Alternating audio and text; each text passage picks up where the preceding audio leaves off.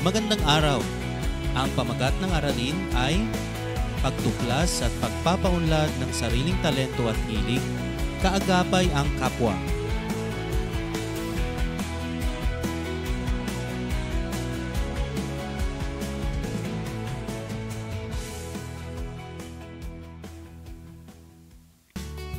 Hula salita. Ito ay isang likas na kakayahan na kailangang tuklasin at paunlarin. Tulad ng isang biyaya, dapat itong ibahagi sa iba. Ito ay nagsisimula sa titik T.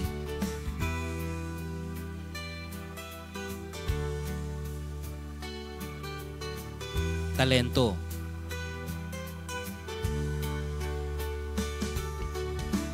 Ito ay tumutukoy sa kakayahang makakuha at gumamit ng kaalaman at kasanayan sa iba't ibang aspeto ng buhay.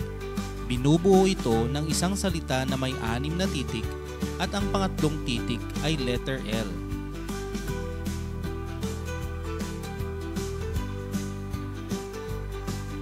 Talino.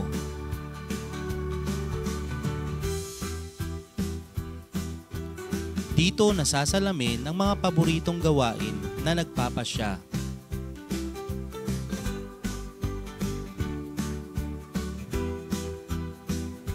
Hilig.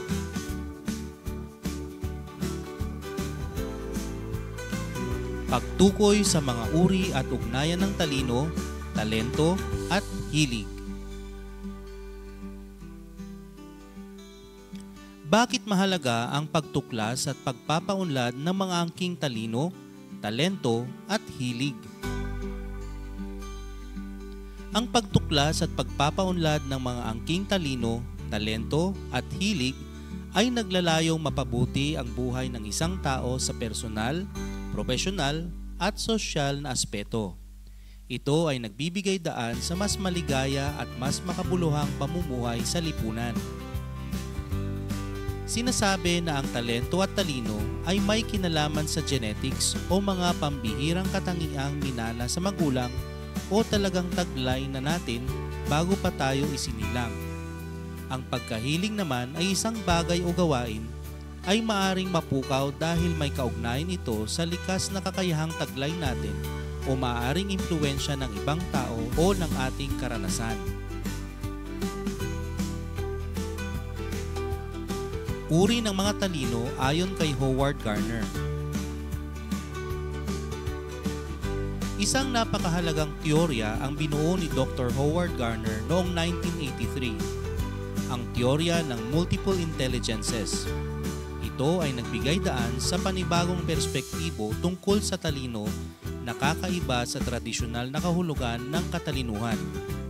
Ayon sa teoryang ito, ang mas angkop na tanong ay, ano ang iyong talino? Hindi, gaano ka katalino?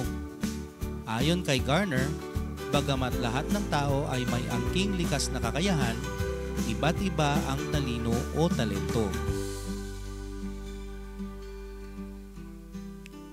Multiple intelligences. Visual o spatial. Ang taong mabilis matuto sa pamamagitan ng paningin at pag-aayos ng mga ideya. Nakagagawa siya ng mahusay na paglalarawan ng mga ideya na kailangan din niya makita ang paglalarawan upang maunawaan ito. May kakayahan siya na makita sa kanyang isip ang mga bagay upang makalikha ng isang produkto o makalutas ng suliranin. May kaugnayan din ang talinong ito sa kakayahan sa matematika.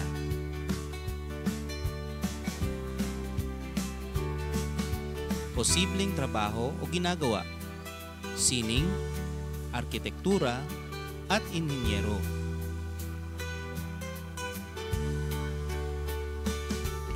Verbal linguistic. Ito ang talino sa pagbigkas o pagsulat ng salita. Kadalasan, ang mga taong may taglay na talinong ito ay mahusay sa pagbasa, pagsulat, pagkukwento, at pagmememorya ng mga salita at mahalagang petsa. Mas madali siyang matuto kung nagbabasa, nagsusulat, nakikinig, o nakikipagdebate. Mahusay siya sa pagpapaliwanag, pagtuturo, pagtatalumpati, o pagganyak sa pamamagitan ng pananalita. Madali sa kanya ang matuto ng ibang wika. Posibleng trabaho o ginagawa: pagsulat, abogasya, pamamahayag, politika, pagtula, at pagtuturo.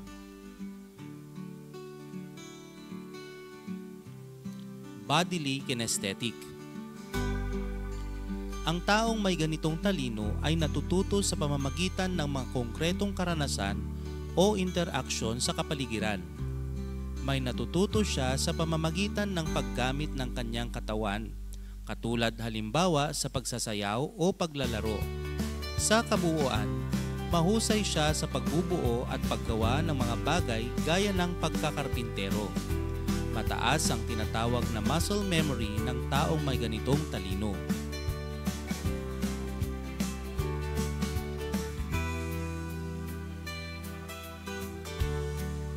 Posibleng trabaho o ginagawa: pagsasayaw, sports, pag-aartista, pagiging doktor, lalo na sa pag-opera, konstruksyon, pagpupulis, at pagsusundalo. Mathematical logical. Taglay ng taong may talino dito ang mabilis na pagkatuto sa pamamagitan ng pangangatwiran at paglutas ng suliranin o problem solving. Ito ay talinong kaugnay ng lohika, paghahalaw, at numero.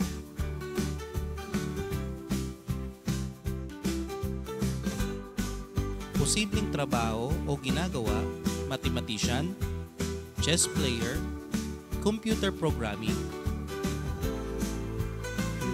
Musical rhythmic.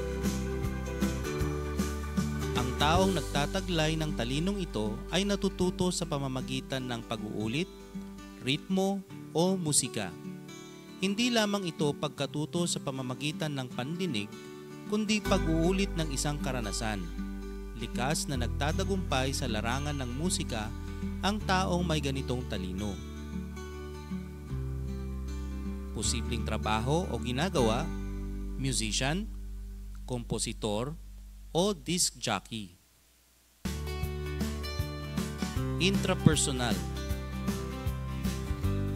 Sa talinong ito, natututo ang mga tao sa pamamagitan ng damdamin, halaga, at pananaw. Ito ay talino na kaugnay ng kakayahan na magnilay at masalamin ang kalooban. Karaniwang ang taong may ganitong talino ay malihim at mapag-isa o introvert. Mabilis niyang nauunawaan at natutugunan ang kanyang nararamdaman at motibasyon. Malalim ang pagkilala niya sa kanyang angking mga talento, kakayahan at kahinaan. Posibleng trabaho o ginagawa: researcher, manunulat ng mga nobela, o negosyante. Interpersonal. Ito ang talino sa interaksyon o pakikipag-ugnayan sa ibang tao. May kakayahan na makipagtulungan at makiisa sa isang pangkat. Ang taong may mataas na interpersonal intelligence ay kadalasang bukas sa kanyang pakikipagkapwa.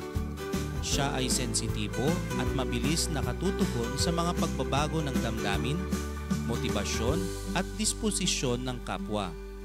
Mahusay siya sa pakikipag-ugnayan ng may pagdama at pag-unawa sa damdamin ng iba. Posibleng trabaho o ginagawa: kalakalan, politika, pamamahala, pagtuturo o edukasyon, at social work.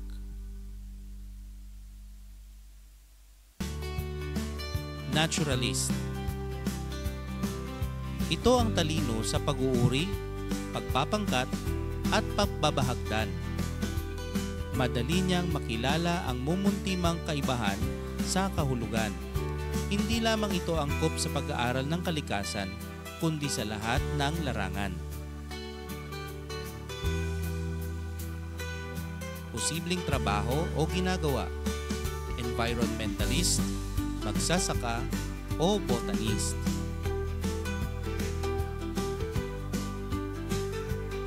Existential. Ito ay talino sa pagkilala sa pagkakaugnay ng lahat sa daigdig. Bakit ako nilikha? Ano ang papel na gagampanan ko sa mundo? Saan ang lugar ko sa aking pamilya, sa paaralan, sa lipunan? Ang talinong ito ay naghahanap ng paglalapat at makatotohanang pag-unawa ng mga bagong kaalaman sa mundong ating ginagalawan. Posibleng trabaho o ginagawa. Philosopher, theorist, religious life.